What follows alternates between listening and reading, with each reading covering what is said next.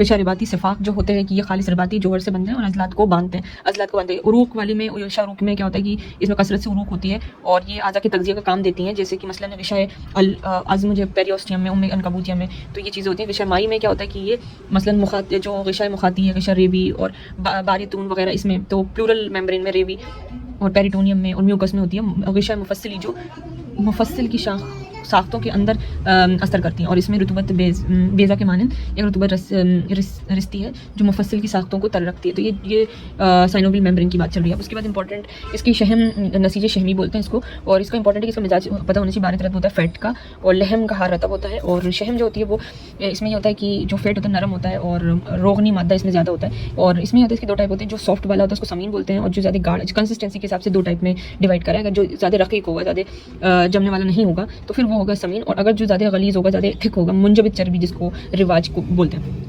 फिर इसका मुनाफे you can read out, it is very easy. फिर उसके बाद यह है कि वजह से आप हरारत मिलती है तो पिघल जाते हैं, तो जो रकीक वाले ऑब्वियसली वही पिघलेगा। फिर उसके बाद लहम, नसीज, अजली। अब देखो प्रोटीन की बात करें तो लहम जो होता है इसके अंदर दो चीज़ें होती हैं, तो अजली के अंदर होता है और तहरीक करने के लिए, और गुदूद यानी कि जो ऑर्गन्स होते हैं, बानक्रास में रुतूबती बानक्रास, जिगर में सफरा, ये सारे में जो होता है लहम जो है इसका डिस्ट्रीब्यूशन होता है। लहम असनान, रेवी, कल्बी, किब्दी, खुसियतैन, सदैन, तिहाली और कुलियतन, ये चीज़ें इसके सिस्टम वाइज पूरी चीज़ें। उसके मुनाफे अजली का क्या है, ये तहरीक देना, उसको शहम फैट गर्म रखता है, प्रोटेक्शन देता है, होमोस्टेसिस में इंपॉर्टेंट है। उसके उरू के और उरू के नसीजे उरूकी बोलते हैं। इसके अंदर आर्टरी, वेन और कैपिलरीज हैं। जो शरियाइन होती हैं वो जो हम नब्ज़ देखते हैं जब रेडियल आर्टरी पे, तो वो तड़पती है, तो उसको हम इसको इस्तिलाह नब्ज़ कहा जाता है इसको, क्योंकि हम इसमें ही नब्ज़ देखते हैं शराइन में। और जो औरदा होती है वेंस, वो डीऑक्सीनेटेड ब्लड जो है सारी चीज़ें लेके जाती हैं, ये चीज़ होती है इसके अंदर। और बाकी ये ज़्यादा तड़पती नहीं है और अंदर मतलब इसको हम फील नहीं कर सकते। जबकि जो उरू की शारियाँ है, जो कैपिलरीज है, वो बहुत ज़्यादा माइन्यूट होती हैं और इसके अंदर से डिफ्यूजन होता है, इसके अंदर पोर्स होते हैं, तो वो डिफ्यूज़ करते हैं मटीरियल, एक्सचेंज ऑफ मटीरियल यहीं पर होता है, बहुत बारीक होती हैं।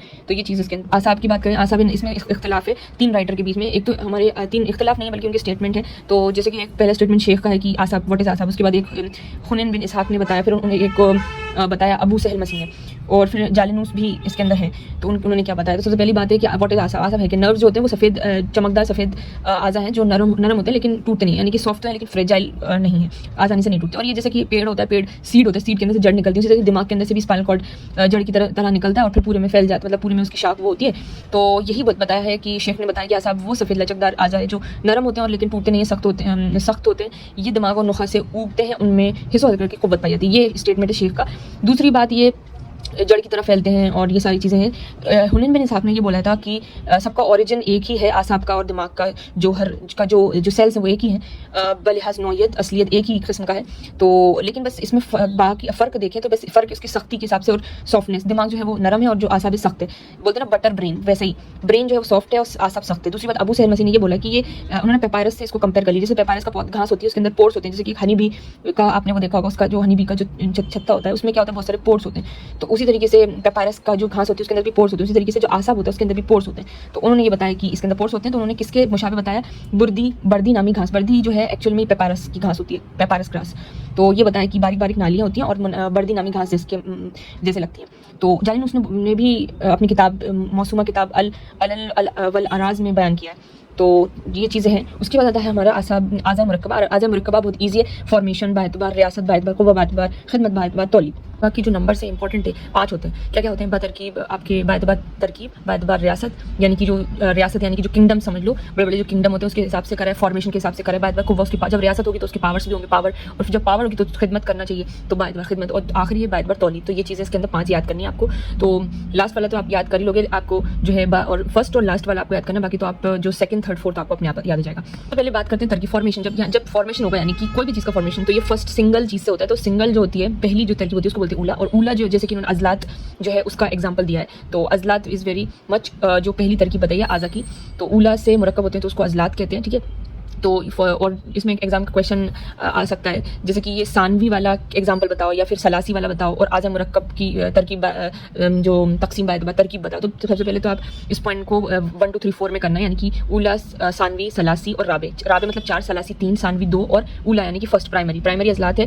फिर अजलात जब पूरी सेकंड में आओगे तो यानी कि आँख जो है उसके अंदर बहुत सी चीज़ें जाएंगी, ये फर्स्ट वाली तरकीब को ले लेगा तो सेकंड फॉर्मेशन हो जाएगा आँख का। फिर आँख कहाँ होती है, फेस पे होती है, तो ये अब फेस में सारी चीज़ें और आ जाएंगी। फिर उसके बाद फेस के बाद ये फेस कहाँ होता है पूरा का पूरा सर ले लिया, तो यानी कि ऊपर की जो है पूरी की पूरी इसमें जो है फॉर्मेशन में चौथी तरकीब ने सारी ऊपर की चीज़ें ले ली। तो इस तरीके से जो आगे बढ़ते जाएंगे जैसे जैसे, तो वो ऊपर वाली चीज़ें इंक्लूड होती जाएंगी। तो ये सारी चीज़ें हैं। फिर उसके आज़ा मुरक्कबा की तकसीम बात रियासत के हिसाब से की बात करो, रियासत मतलब किंगडम। अब हर सिस्टम होगा, उसके अंदर अलग अलग जो है खिदमत वाली चीज़ें होंगी, और एक उसका आज़ा रईसा हो। जैसे कि आप दिमाग की बात करो, जो नफसानियाँ हैं, तो दिमाग की बात करो, उसमें उस रईस क्या है, दिमाग है, और उसके जो सपोर्टिंग सिस्टम नर्व्स वगैरह हैं, तो ये चीज़ें। फिर ऐसे हार्ट का जो है शराइन वगैरह है, उसी तरीके से लिवर में जो आपकी जो आपकी हेपेटिक पोर्टल वेन सिस्टम है, वो पूरा उसकी करती हैं खिदमत। फिर उसके बाद आपका आता है फ़र्ज़ तौलीद और तनासुल वाला, तो उसमें शराइन उसका सपोर्टिव है। बाकी जो मेन ऑर्गन है तो वो तो है उज़्व रईस। तो ऐसे करके सारे सिस्टम का बताया। तो इसमें बार रियासत के अंदर की बात करें, चीज़ होते हैं एक आज़ा रईसा और एक आज़ा खादिमा। आज़ा रईसा जो मेन होता है, जो खादिमा यानी कि जो सपोर्ट करती है उस रईस को। रईस क्लासिफिकेशन में भी तो इख्तिलाफ हो गया था कि जो सिस्टम है बार रियासत, वो कैसे हम डिवाइड कर रहे हैं। तो यही बुकरात की और अरस्तू की और जालिनूस की इसमें जो है अलग अलग उन्होंने तकसीम दी। जैसे कि उन्होंने ये बताया था कि जो उज़्व रईस है वो है दिमाग, सबका उज़्व रईस। अरस्तू ने बोला था कल्ब है, और जालिनूस ने बोला नहीं, सिस्टम जितने सिस्टम है उसके अलग अलग उज़्व रईस होंगे ना, तो ऐसा उन्होंने बोला। तो या दिमाग जो है वो बताया था बुकरात ने। तो याद, ठीक है, ये याद करना है। तो क्वेश्चन भी आता कि जो दिमाग है वो उज़्व रईस है, वो किसके अकॉर्डिंग है। तो ये सब क्वेश्चन इस तरीके से आते हैं। तो हो सकता है अरस्तू का जाए या जालिनूस का जाए, तो बुकरात याद कर लीजिए आप। तो वो है आपका बुकरात जो है ना, उन्होंने दिमाग बताया था। तो अब याद रखो, जो जिन्स के हिसाब से 3 क्लासिफिकेशन है, 9 के हिसाब से 4 है। तो 9 के हिसाब से कि वो तनासुला वाला वो एक्स्ट्राइड है, बाकी जिन्स में जो 3 सिस्टम है आपका ब्रेन, हार्ट और जो तबिया वाला जो जिगर वाला वो है। तो ये चीज़ें, और उसके अलग अलग खादिम है। फिर जैसे कि आपकी ब्रेन में उज़्व रईस ब्रेन है, और उसके जो खादिम निज़ाम आसाब पूरा, और कल्ब है मेन, और उसका जो दौरान खून, निज़ाम दौरान खून, उरूक उसकी दम्बिया जो खादिम है। और जिगर की बात करें तो जिगर मेन है, बाकी जिसका मुकाम बतन में होता है, एब्डोमेन। और फिर उसका जो उरूक मासारी का जो होता है मिज़ेंट्री गार्ड, वो उसमें होता है। तो उरूक मासारी का इसकी खादिम होती है। तो उसी तरीके से बकायनू के एतबार से उज़्व रईस जो होते हैं खुद होते हैं, जहाँ रुतबत मनविया और उसके साथ जो हैवान मनविया की पैदाइश होती है। तो और उसके बाद इसके जो खादिम होते हैं उसकी उरूक होती है। जो आज़ा खादिमा होती है वो आज़ा मरूसा या गैर रईसा उनके आज़ा को कहते हैं। और इसके खादिम क्या होते हैं, दीगर आज़ा तनासिल को भी उनकी खादिम है, ठीक है। तो इस जो उरूक होती हैं वो इसके खादिम होती हैं। तो ये चीज़ें, ये जो 3 टर्म है, आज़ा खादिमा, आज़ा मरूसा, आज़ा गैर रईसा। देखो कोई क्वेश्चन में आ सकता है, खादिमा पता है अपन को कि मेन ऑर्गन, मेन पार्ट वो तो नहीं है, तो ये तो ठीक है। गैर रईसा भी अपन पता लगा लेंगे, लेकिन मरूसा जो है कन्फ्यूजिंग है। आपको एग्जाम में बस यही पूछ लेंगे मरूसा की, जो दिमाग का मरूसा बताइए, तो आप कन्फ्यूज होंगे मरूसा व्हाट इज मरूसा। तो मरूसा वही है जो है ना सपोर्ट कर रहा है। ये उज़्व रईस नहीं है, ये जो सपोर्ट खादिम है वो उस सबको ये कहा जाता है जो बिला वास्ते आज़ा रईसा की खिदमत अंजाम देते हैं या उनके फेल में मुआवनत करते हैं, तो सपोर्ट करते हैं। तो वही चीज़ें होंगे, तो उनकी पावर्स होंगी और अलग अलग पावर्स होंगी, जैसे कुव्वत नफसानी ब्रेन की, कुव्वत हैवानी हार्ट की। और ये क्वेश्चन आ जाते हैं कि कुव्वत हैवानी किसकी, कुव्वत तबियत जिगर की, कुव्वत तनासुला तो रिप्रोडक्टिव सिस्टम की। तो ये सारी बातें हैं, ये जो आपको पता है। आज़ा मुरक्कबा की तकसीम बाद खिदमत। अब देखो खिदमत क्या होगा।